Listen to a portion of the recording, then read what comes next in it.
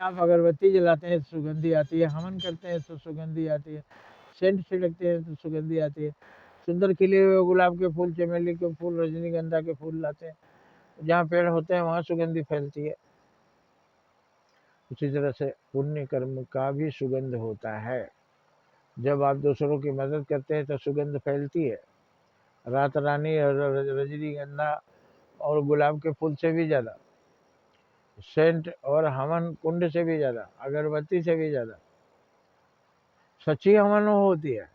जब आप किसी पीड़ित की मदद करते हैं, किसी की तकलीफ दूर करते हैं, तो वो सच्चा हवन होता है, उसकी सुगंध ही फैलती है।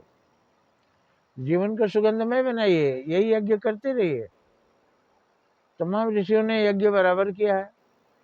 अब मतलब बराबर पुण्य कार्य वो करते रहते थे, उनका तो काम ही था, किसी का बुरा ना करो, सबका भला करो। रोती हुई एक स्त्री को वाल्मीकि ऋषि अपने आश्रम ले गए, अपनी बेटी की तरफ पाला। वो रोती हुई स्त्री कौन निकली? जगत जननी जगदम्बा सीता, जिनके पति राम श्री राम है। और उनके उस कर्म से जब सीता को पहुंचाने के ले गए अयोध्या उनके दो पुत्रों के साथ, तो भगवान राम ने उनको साष्टांग प्रणाम किया था, जमीन पर लेट कर प्रणाम किया। कौन सा ऐसा कार्य है भाई, भगवान भी आपको प्रणाम कर रहे हैं। वो नेक कार्य करेंगे तो खुदा आपको अपने बाहों में ले लेंगे। और सनातन धर्म में तो लिखा कि भगवान राम स्वयं साष्टांग प्रणाम किए। साष्टांग प्रणाम मतलब लेट करके प्रणाम किया उन्होंने। ये सर्वोत्तम प्रणाम है, समर्पण का सबसे बड़ा प्रणाम, आदर का सबसे बड़ा सूचना। अपने आप को उनके चरणों में निछावर कर दिया। तो ये पुण्य कर्म की सुगंध होती है। लेकिन इसके विपरीत बुरे कर्म की क्या होती है? दुर्गंध होती है। जैसे कोई पखाना कर दे अपने ही दरवाजे पर तो उधर कोई आएगा नहीं, घर में आते जाते बदबू करेगा। उसी तरह से बुरे कर्म की दुर्गंध चारों ओर फैल सकती है। जिसको लोग अच्छा कहते थे, वही जब किसी बुरे कर्म में पकड़ा जाता है तो बोलते धित, ऐसा आदमी था वो, थूकते हैं उसके नाम पर। जिसको लोग चरण छूने के लिए परेशान रहते थे, ऐसे महात्मा भी जेलों में हैं।